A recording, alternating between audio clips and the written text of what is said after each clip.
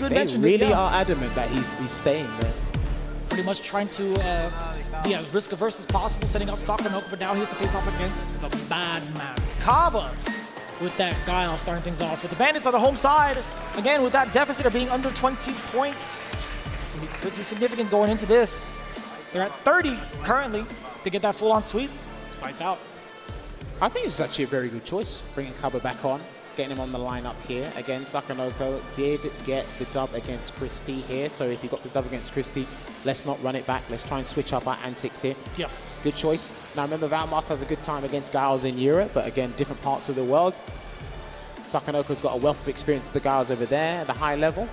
Higuchi, Daikoku, so on and so forth. And I'm pretty sure even at the cup itself and in and around it, Caba's got his fair share of Chun-Li experiences, so no doubt. We will see how this one pans out here. This 10 points, so this last encounter between the two is super vital because we will get a winner after this. Yeah, surprisingly enough, when you look at the, if you recollect Street Fighter League US, I don't think there were that many Chun-Li representatives for him to really kind of grind out against. True. It's going to be a huge statement to make, too. But he's made such a big progression since then up until this very point of the stage because he's been actively taking dubs, and if not that, top threes in a lot of these events. Well, speaking of active, he already drive rush bazooka knees in to try and close the gap here. Now, you can Serenity Stream under a Sonic Boom and try and punish with a crouching medium punch. But you do have to get in the right spacing. Hazanshu can work as well as a hard read. I'm sure Caba, he's going to have to take some risks here and there, but got to be careful and identify what read. Yeah, see, he's already going to try to do a light Hazanshu. That is relatively safe on block, I believe. I want to see the exchange of Caba reading that exact moment and using an upside-down kick. We have seen that before. You can do that, but you've got to basically tempt him into doing it. And the perfect parry on the upside down kick goes into a drive impact. Set yourself up for the safe jump. It's the stomp, going for 2 times over, actually 3 times over. Forward throw now for Sakonoko. A little bit of a stutter step, tantalizing that space. But it's the 5-knuckle shuffle instead. Caba letting it rain out with the level 1. Set up the side switch. Oh my God, the tenacity from Sakonoko. OD Tensho kicks. He's been like 50-50 with those today. And sometimes when they work out, he does try and get the round after that, but that could have caught the recovery frames there. There was an attempt. Caba's low on drive gauge here, so he doesn't want to overexert himself. I know he wants the round because Sako's low on drive gauge, but, oh, sorry, health gauge. Upside down kick again, doing it from a really safe distance. It's like max distance on the heel. And it does go over crouching medium kick as well. We know that Chun-Li players, Sakonoko likes to use it, so if he clips a crouching medium kick with upside down kick, that would be pivotal. Oh, and the overhead, he wasn't ready for it. More than enough damage if he decides to cash it out. Oh, level 2. Yeah, level 2 would be fine. It might be the hard punch afterwards. Quite. Yeah, into level 1, yeah. But I think no matter what, level 3 or level 2 into that sequence would have been just fine. That's fine. Splurged all the resources, necessary investment. Goes back in with a full drive stock anyway, so it's fine. Still holding parry there. Interesting. He thought Caba might press a light just in case of the trade interaction there. Oh, and the delay is so sneaky as well. Caba, as he was inching closer, I think when he was within throw range, let that low medium kick fly. Well, it's high-lower throw, and he combos off the overhead and the crouching medium kick as the combo, But it's fair, yeah, that's right. Well, it's the least of your concerns. Gets the punish. Was in range to punish that because that is -8 on block there, and there is a 7-frame forward medium punch. Still weighing it out. Caba assessing the spacing here, and Sako really tried to get in the throw range there. It looked like, ooh, he catches it. Big damage here. Look at that. That is insane. It's the first Sonic Boom he's caught, if I'm not mistaken. Oh, he thought he was dedicated to the tick throw. Rushes in, has to deal with the pressure here. What's the next choice going to be? Walk up throw. Caba can sneak in another one. Sakonoko knew it. Okay, still in Serenities. He let out a little chuckle as well. I was looking immediately at his player cam. He's like, wait, what? I'm still stuck in this. Oh, we're going to do this stance? Oh, okay. Well, at least Caba got the round, though. That's the most important part for Team Bandits here. Still has that level 3 locked and loaded, and he's going to do the Hoyokusen to go through the OD Sonic Boom to take even more drive gauge away. And that's really good using that level 2 to like react to OD fireballs. You're taking more drive gauge away in that exchange. Backs away. Caught him. Oh, you still get to catch that. Yeah, because it was mid-air and also off of a drive rush. That was beautifully executed from Sako. That was so sick. Dude, that was fire. I'm not going to lie. Eat your heart out, Rob TV. Faces him down here, gets another grab, does Caba. Try to bait something there, it seemed like, by holding the parry. Trying to feint a drive rush attempt. Still standing up. He needs a level 2 conversion, something, any way, shape, or form. Caba throws a Sonic Boom. Every Sonic Boom will be dangerous. That's why he's whiffing stand medium punch. Still doing it. Drive rushes in to close the gap. Oh, you see that compact spin? Oh, wait, hold on, wait a minute. Still trying to do it here. Sako might be allocating his brain power to something else, but as he does that, Caba just needs one hit and get the conversion to level 3. But what button is it going to be from? Still looking at it from the roundhouse. That's his go-to button. Oh. Damn, that was so deceptive. That was mad deceptive. Sneaking in that dash against Caba when he was vulnerable. Immediately after the drive rush and the fireball clash. Really, really smart. Yeah, one of the biggest things in this matchup that we've noticed over the time is obviously Chun-Li and Guile being able to follow behind their booms, and what leads after that can be really, really hard to guess. You could say the same thing about Guile with his light Sonic Boom. But absolutely for both, for sure. Yeah, for sure. And I've been saying this with James and a few other commentators as well. When they do certain projectiles, especially the slow-moving ones, if you get the perfect parry, both of you aren't really ready for it. You have to be ready for the punish, and there's the Hazanshu into the light spinning bird kick. Big damage here coming through for Caba into the flash kick. Good patience and understanding of how to circumvent the projectiles and just navigate that horizontal space in general from Sako, I've got to say. Oh. Some down kick. Oh. Beat him to the punch there. Getting her own forward heavy kick. A little tricky.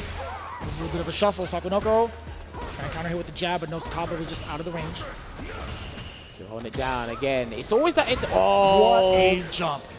Hard read there. He needed to do that to get something started. Get the engines revving. Oh. Can't be. No. Ah, and it's always going to be the heel stomp. Yeah, that forward heavy kick coming from Caba. Low health, which means you're inclined to move forward, which means you're going to walk into a normal at some point. Not forward heavy kick, excuse me. It's that heavy kick, yeah. My mistake. But go on. No, I've already finished my point, so. All right. You see Caba is very much so looking for some of the low usage from Sako. He's throwing out a lot more of the upside down kicks in this matchup, or at least in this round. All right, there we go. Back to the neutral here, slowly closing the gap. That looked punishable by a level 1, but Chun-Li players don't normally use their Kokoshos there to deal with an upside down kick unless it's going to get the round or the burnout there to get Hazanshu. If anything, you want to build continuous level 2s, right? Yeah, that's the pivotal. Jump. Yeah, that's the game changer there. That's the reversal indeed. Still weighing it out here. Got to be very conscious of that stand heavy kick from Caba. Can't even throw out some I did say! Jesus! You've got to be careful of that stand heavy kick from Caba, and he converts into crossfire somersault, and he's looking to equalize here. Mind reader, Nostradamus. Oh my God! Oh, no! Damn, son! Where'd you find that? Dude, we are used to seeing Guile players walk away and entice the whiff throw with a stand heavy punch as the answer. This time, he goes for a heavy kick into the tongue. Is there anything this man cannot do? That is crazy, bro. Dude, Caba coming in, implementing new tactics as we go on, which means it powers on as what we call the mental stack for Sako. Yeah. Am I going to throw tech? Maybe try backdash. Maybe do a delayed jump back. That's if we get into that precarious situation again, but boy, that was brilliant. The ingredients are there, now the layers are set, so we'll see. Oh, that was so slick. Just walk up, crouching medium punch? He said counter hit though. I'm not sure what he could have got after that in terms of frame data. He did press forward medium punch, and that's the same startup as crouch medium kick, so. Still closing the gap there. Good interruption this time round, because it's usually, one of the biggest interactions between these two has been like the drive rush to the bazooka knee, while Sako tries to parry it, but he's only been holding the parry. Maintaining the positioning and the slight drive gauge advantage there. Damn! Knuckles ringing out again. Yeah, that interaction has been huge, especially with the outcome that Sako has been losing in the exchanges most of the time. Throw, low conversion. Yeah, right now it's dead even. Sako also trying to keep it even within the drive gauge as well, but no, he's still down about like, what, half a bar? Dude, I love the patience. Oh! He opened him up. Throw in the backdash read from Caba. Immaculate defensive decisions, level 1. Do you set up the side switch? Yes, sir, you do. Goes for the throw. Try to bait something out there in the perfect parry. This is huge, and he's going to side swap from this one, Vicious. He didn't get all the hits. That's huge. Oh, but this is still pretty big for Sako Noko. He's going to try and chip him out. Yeah, he's going to try and chip him out. That was genius. That was actually kind of genius. And I'm glad that he ended it with OD kicks, by the way, because he could cancel into Hoyoku-san. That's true. Kept it super safe. Didn't want to resort to the DI common option. Lovely anti-air with the flash kick there. Caba looking to take this to a final round. Gets the 3-piece into the flash kick. Oh my. Again, almost. He's been doing that a couple of times. Classic Caba after a throw tech. Roundhouse into Sonic Hurricane. He's got the charge. Again, gets the throw, wins that interaction from the bazooka knee this time around. Puts out Tricky. the OD Sonic Blade. That's there for 20 centuries.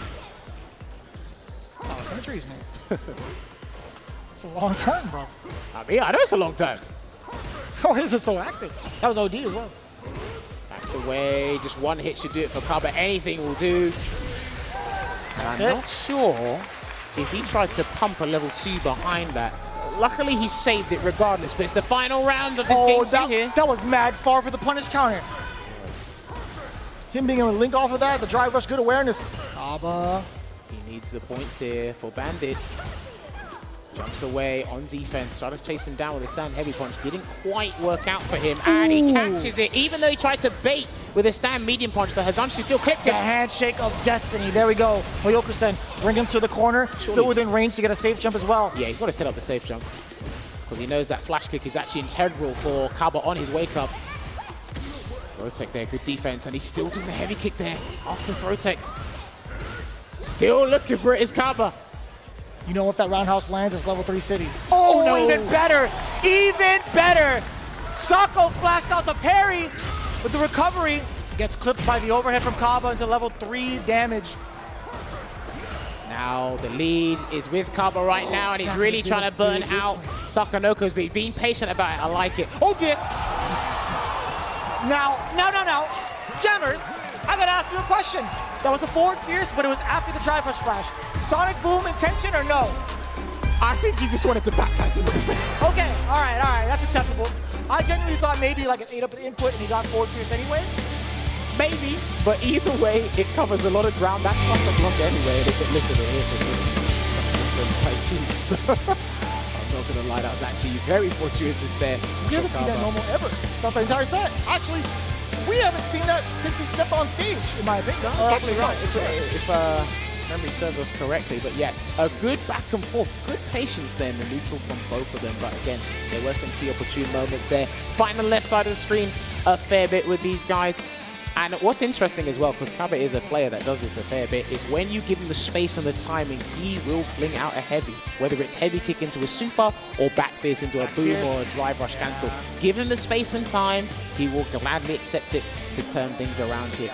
I love the utilization of all resources from both players, mainly Sako Noko, because again, there's a lot more to work with in terms of trying to chip him, trying to gain ground as well. This conversion here, this is why people relish in Sako Noko's execution abilities. It's crazy to see, very dexterous indeed. You're looking at that too, the usage of those heavies when you talk about it. The space that Caba creates for himself still makes it very awkward to even try to contest or move forward.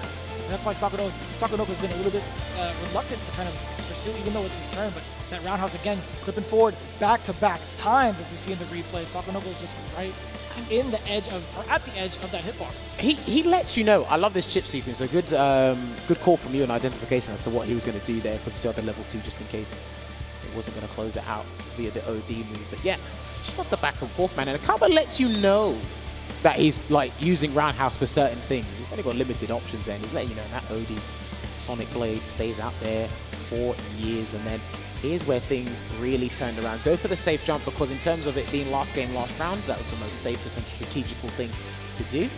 Just blocking it out here, but then the throw tech, turning it around, get the anti-air.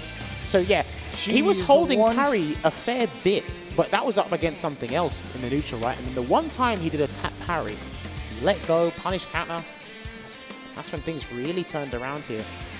And then yeah, that was everything. So maybe, judging by his facial expression, maybe he tried to do something else, but